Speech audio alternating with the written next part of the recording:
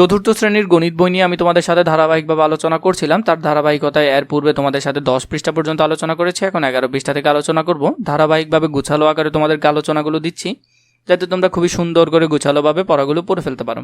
রতন তার বাবার সঙ্গে সাইকেল কিনতে দোকানে গেল। তারা বিভিন্ন দোকানে যাচাই করে দেখলো সাইকেলের দাম 5,648 টাকা, 7,425 টাকা এবং 8,600 টাকা এবং 6,599 টাকা ও 7,450 টাকা। কোন দামের সাইকেলটি সবচেয়ে সস্তা এবং কোনটি সবচেয়ে বেশি?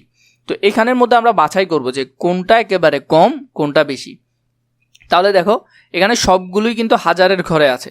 তো তাহলে দেখো এখানে এটাতে 5, এটাতে 7, এটাতে 8, এটাতে 6, এটাতে 7।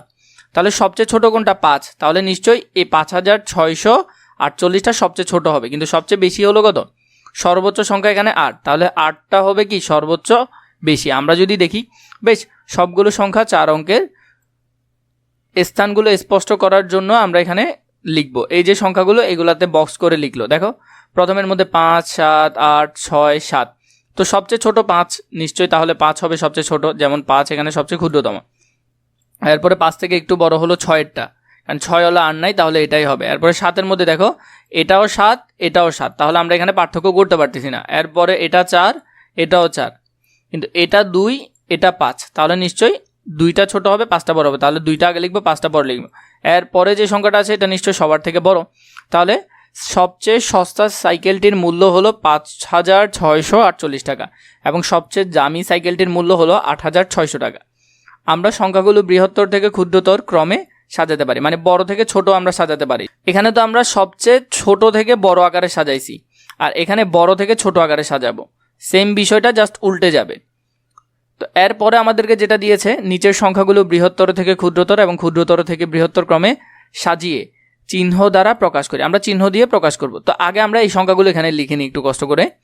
প্রথমটা দেখো পেছন থেকে লিখব, বোঝা গেছে? কারণ যাতে আমরা সহজে বুঝতে পারি। তো আমরা এখানের মধ্যে প্রথমে এই সংখ্যাটা লিখে ফেলি। শেষে আছে 1, 8, 9। তাহলে আমরা সবগুলো সংখ্যা লিখলাম। এখন আমাদেরকে কি দিয়েছে? এখানে বলেছে বৃহত্তর থেকে ক্ষুদ্রতর। আগে সবচেয়ে বড়টা বাছাই করতে হবে।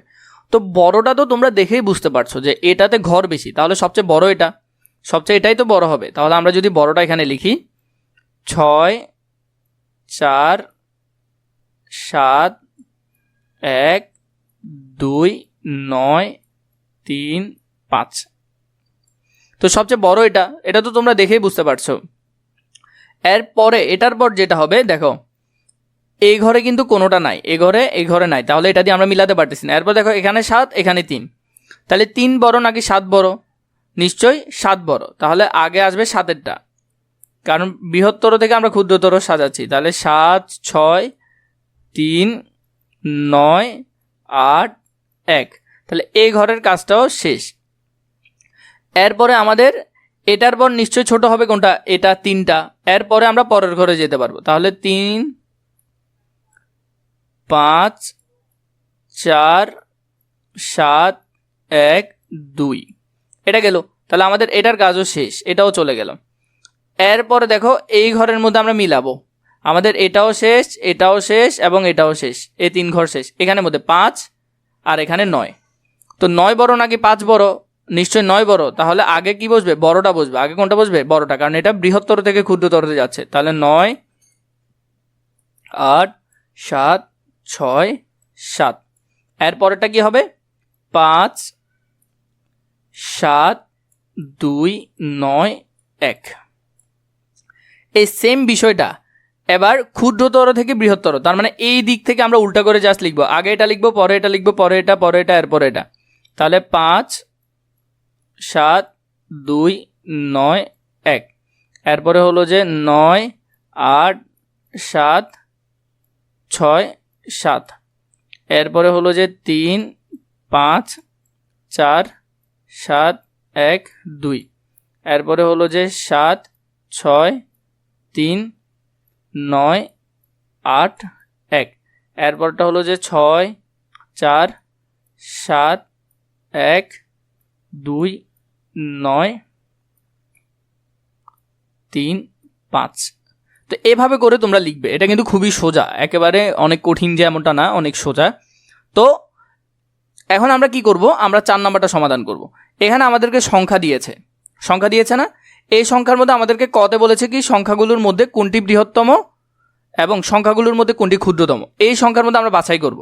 তো আমরা যদি দেখি এটা একক, দশক, শতক, হাজার, অযুত, লক্ষ, তাহলে এটাতে লক্ষ পর্যন্ত। একক, দশক, শতক, হাজার, অযুত, লক্ষ, এটাও লক্ষ।